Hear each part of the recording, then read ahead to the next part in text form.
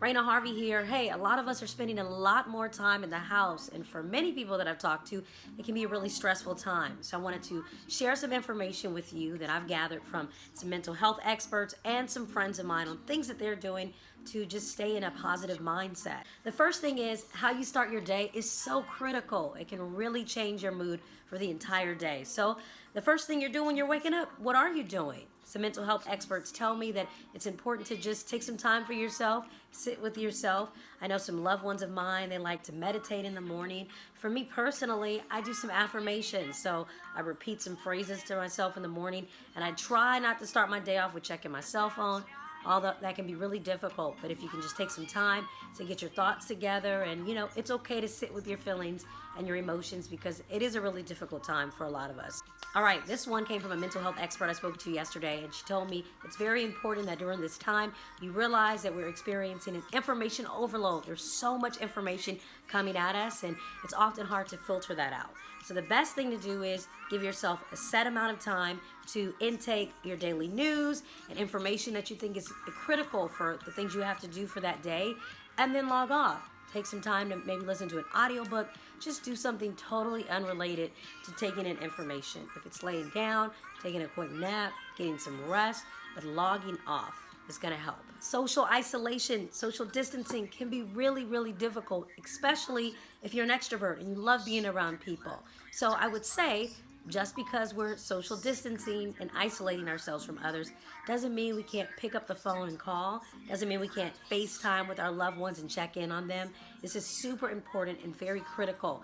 I know for me, what I've done personally is taking time to call loved ones and friends that I haven't talked to in a while and catch up with them. Let them know how you're feeling. If you're feeling sad or stressed out or lonely, it's okay to feel those things, and it's important to stay as connected as you can using technology.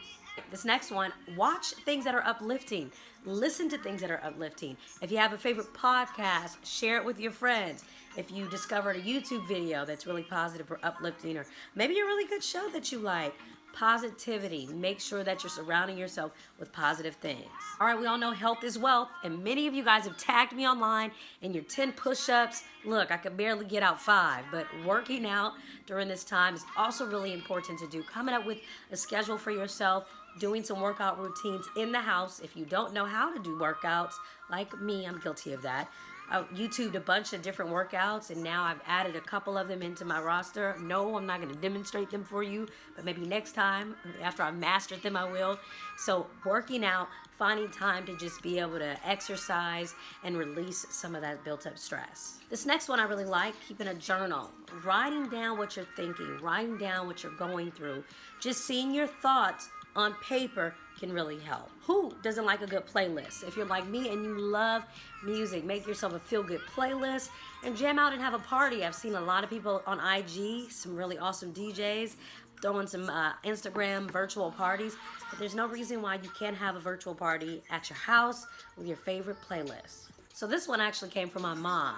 She said she's taking this time to organize her house and get things together. She said she's starting in the house, and then she's organizing her car, and she's organizing all these little areas that she never had a chance to do so before. So maybe using this time to organize and get some things together. I know I've started the process of organizing my paperwork and really getting into my closet and straightening things out in there. This tip came from all of my creative friends out there. They tell me they're using this time to write scripts and work on books and construct plays. So if you're super creative, and I saw a post that talked about how it might be really difficult for creatives to create, especially when it's a stressful time. But a lot of people that are in the arts have told me they've really used this time to make some beautiful things. So as you know, a lot of our favorite restaurants and things are closed. So if you like to eat and you like to cook, maybe take this time to pick up some new recipes online. Use some of the things you have in your refrigerator and make some new dishes with whoever you live with or by yourself. I know I'm using this time to teach myself some creative meals. And last but certainly not least, it's okay to not be okay. It's okay to be upset. It's okay to feel these things that you're feeling. And it's also okay to reach out to people that you love. Although we're social distancing, you can still connect with people. I hope this helped.